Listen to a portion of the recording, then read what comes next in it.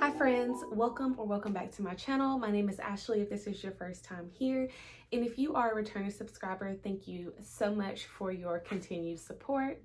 As you can tell from the title, today we are doing the mid-year freak out challenge. Now I'm not freaking out. Like, I went through these questions, pulled my books, pulled my choices and answers. I feel really good about what I've been able to read this year, about the goal of the amount of books that I've been able to read this year, and I feel like it's been an average year. So hopefully the second half of the year is much better than the first. I've had some good reads, I've had some new authors, and yeah, let's just get into the questions and we can talk about, my reading up until now. So the first question is best book so far in 2024.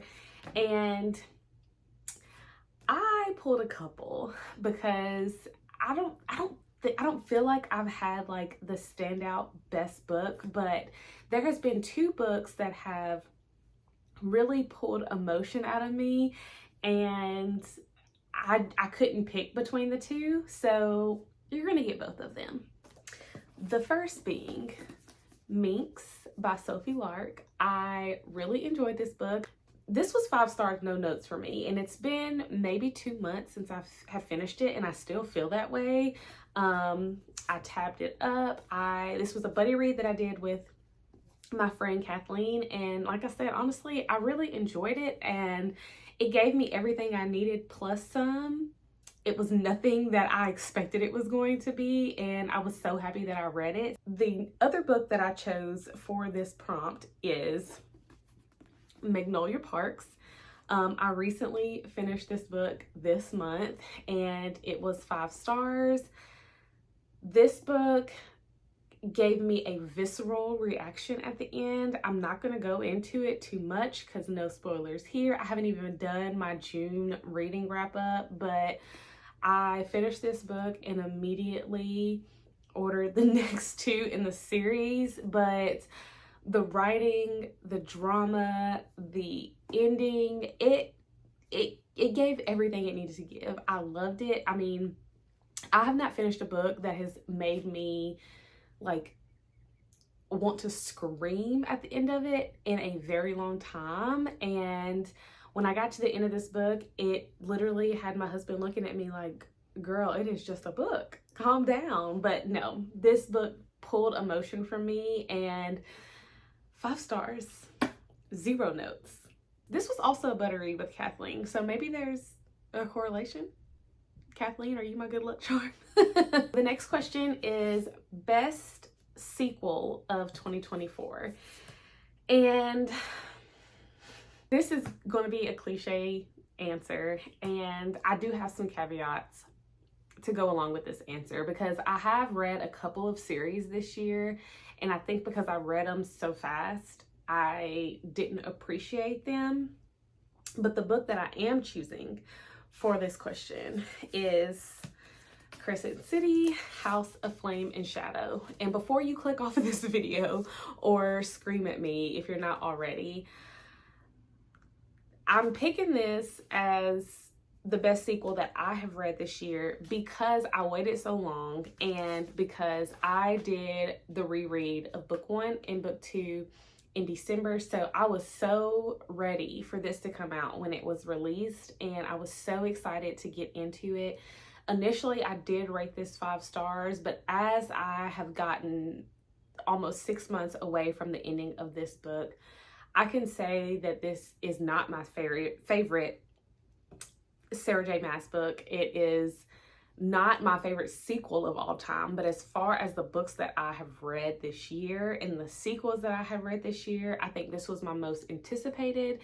I do think that this is my favorite, but mainly because I was just happy to be back with these characters. There was a lot of things that I didn't agree with how this kind of storyline wrapped up, what was being set up for the next books. But for this question, for those purposes, this book takes the cake. I don't know, I'm a fan of the Crescent City world. I was a little more let down with where this book went, but I still enjoyed it nonetheless.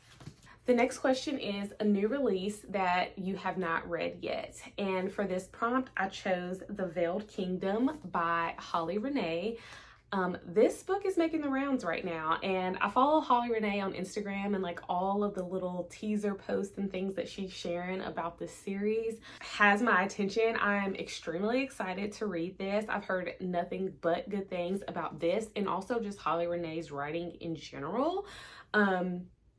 She does have another completed series out that I bought at a Polycon in an omnibus, and I want to read that first, but I'm very excited to get to this book because I believe the other book is either coming out at the end of this year or the beginning of next year. And yeah, I want to be prepared so that we can read as they release. But I'm very anxious to get to this book, and I can't wait. So the next question is most anticipated release for the second half of the year. And there's no other book on my brain outside of Pucking Sweet by Emily Rath. If you've been here for a while, you know that the Pucking Around universe is one of my favorites. I have the first two books physically. I've already read them. I've read the novellas that go along with the series. And honestly, I am long overdue for more of this world and these characters, and I'm very excited about what is coming up in the next book.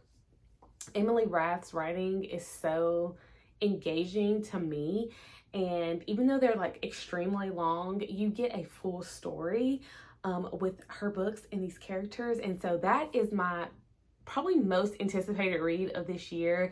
Another book that I'm kind of excited for is Daydream. I believe that's what it's called. I'll make sure I'll put pictures up of both of these, by Hannah Grace, and it is the third installment of the Icebreaker series, and that is not what that series is called. Something Campus, I'm not sure, but I am excited about that third book. I will say book two, while I liked it, it did not do for me what book one did, but I am very excited to continue this series. The next question is biggest surprise read, and I think I'm going to give that to Only for the Week by Natasha Bishop. This is another one that I just finished recently, and I was definitely surprised about that book. If you watched, I think it was my last vlog, when I started reading it, I was like, oh my goodness, this seems like it's going to be unnecessary drama. And then by the end of that vlog, I was like, 5 stars. This book is so good. I found my newest book boyfriend, but we'll talk about him later. And yeah, it was just so good. It's short and sweet, and it has the drama, which I typically don't like. Even like thinking about Magnolia Parks, I typically don't like that like drama that's just everywhere in the story and just waiting for the other shoe to fall. But Only for the Week was a very pleasant surprise, and I definitely plan to read more from that author. That was a very surprising love for me. The next question is new favorite author, and this is where I say that I just had a very average first half of the year. There is not a new author that I could confidently add to my new favorite. I don't think, not yet, because a lot of them, like the ones that I've read, like the full, well, almost the full series. So I think it was Geneva Lee, The Filthy Rich Vampires. I enjoyed that series. Would I call her a new favorite author? I don't know, because the series was kind of up and down for me, and I do think that may be like a reader thing just because of how fast I read them. I also read the Bonds That Tie series by Jay Bree outside of the last book, and again, it's another one of those things where I feel like I would have really loved that series if I took my time with it, but would I call her a new favorite author? I don't think so. I did read A Lady of Rooksgrave Manor by Catherine Moon, and I did give that 4 stars. I really enjoyed that book. And I bought the rest of the series at a Polycon. I don't know, again, if she is somebody that I would call a new favorite after one book that I gave 4 stars. It wasn't really like a knock out of the park. And I don't at this point feel very comfortable giving Jessa Hastings that new favorite author tag, even though I really loved Magnolia Parks. I would need to read more of her and see where she takes this series. Okay, so the next question is new fictional crush, and I have 2 answers for this one. I know I should pick one, but you know, who's stopping me? The first one would be Rome from Only for the Week. And what can I say? I mean, that man did everything that he needed to do to pursue and woo the female main character in that book, and we love to see it. The other new fictional crush that I have is Ramses from Minx, and I think I've said it before on this channel, there's just something about a man with money taking care of a woman and her not having to worry and just taking her needs away. And what more could you ask for? I enjoyed reading both of these men woo the women that they were going after. So the next question is a book that made you cry, and it would be this. I don't want to say nothing sad happened, because to me it was sad. And when I got to the end of this book and I was in Magnolia Parks' shoes at the end of this book, and just watching everything unfold, watching her basically have her world rocked, and just figuring out that everybody that just the level of betrayal that she went through, it hit me in a place that I really wasn't expecting it to hit me. And I mean, I'm not gonna lie, my eyes welled up with tears, and like I was just really, you know, upset over the end of this book, and it made me cry.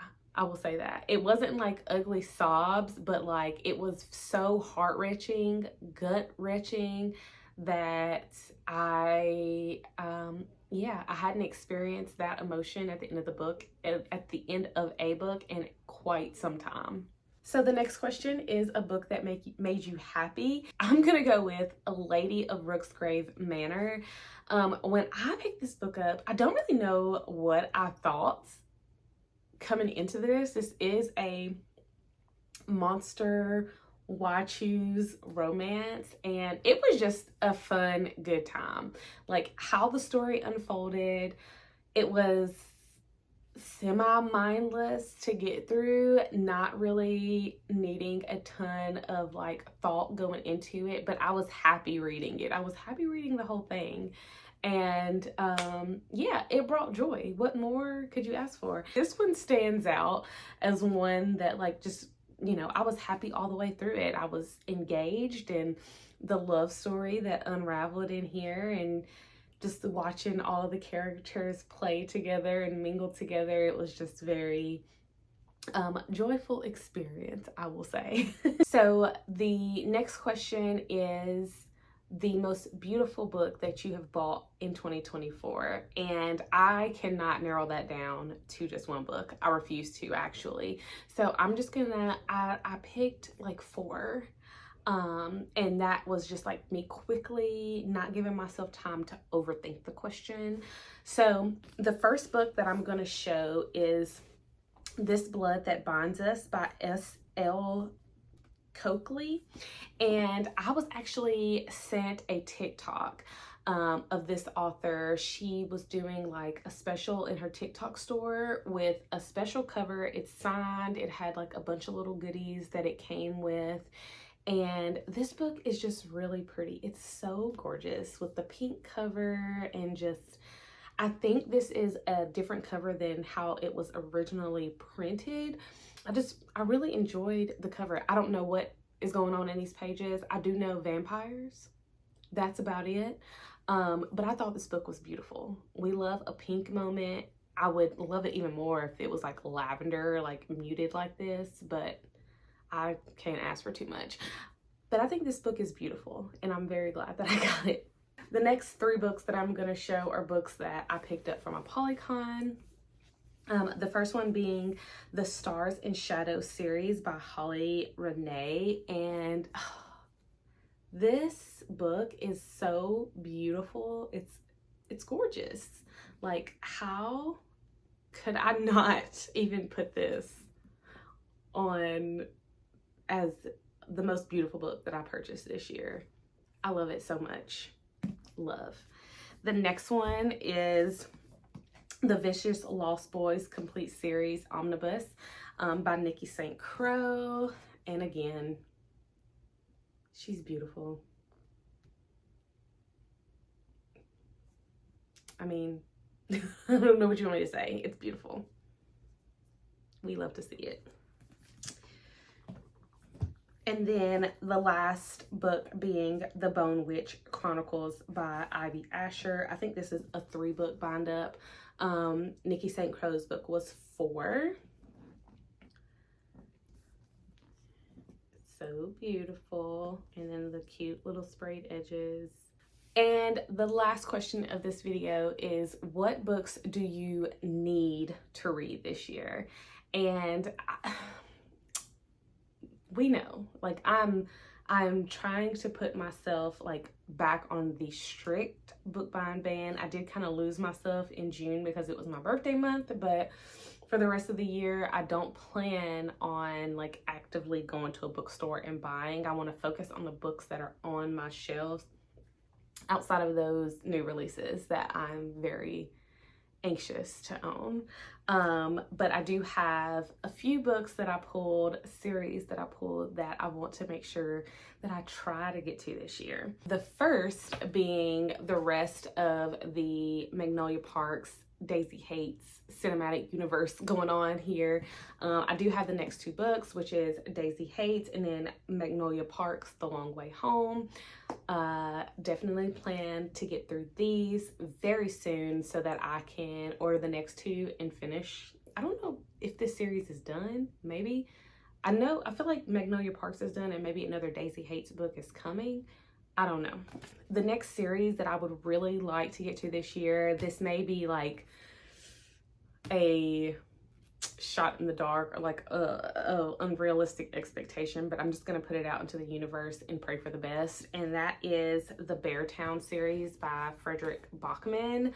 I've heard such great things about this series, and I did just acquire this month, and I would love to, if not finish it, at least start it and just see how I feel. I know I'm gonna have to be in the mood for this though.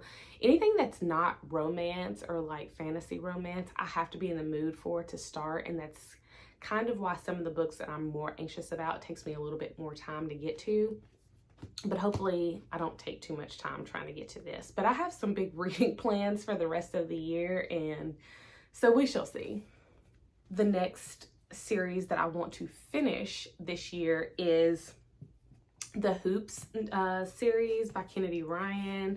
I absolutely adored The Long Shot. It was my favorite book of 2023, and I really want to get to the rest of the series because I love Kennedy Ryan's writing and the emotion that she brought out of me, and so I want to finish this series this year, and move on to some of her other works. The next series that I would love to read this year, and I'm hoping, well, the next 2 are omnibuses, and I'm hoping that because they're all bound in one, I can just fly through the whole series. But the first one being the Mind Frick series by S.T. Abbey. This was a gift from Kathleen, and it's all 5 books bound in one. I really want to read this. I've heard about it so much, and I want to be in the know. I want to know what's going on. And so yeah, this is the first omnibus that I hope to get to.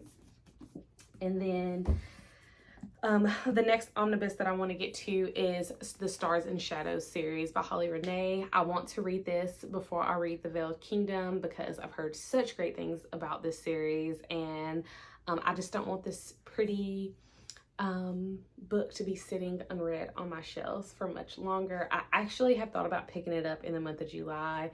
We shall see. But yeah, this is pretty high on like the read now. If I had to pick like what I would read like immediately, it would be Daisy Hates and the Stars and Shadows series. Those are the top two on my brain at this moment. Okay, that has been the mid-year freakout tag. I again hope that the second half of my year is like stand out and I get to maybe even meet some new authors that I absolutely love and adore.